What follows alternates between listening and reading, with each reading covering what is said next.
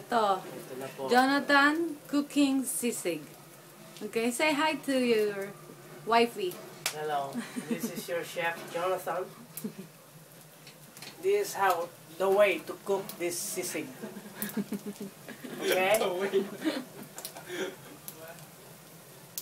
I think this is the wrong way. Natapon yung itlog. Tinapong. Puro kamay mo nakikita ko eh. We have only small sizzling plate. Pwede na yan. Sarap ba? Yes.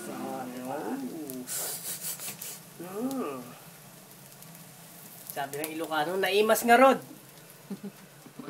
Sabi? Naimas nga rod. Okay. Sabi naman ng Bicolano, masiram. Okay na yan? Sabi naman ng Tagalog, masarap. Okay na ba yan? Okay na yan. Sige. Ang sarap yan. Okay. Bye.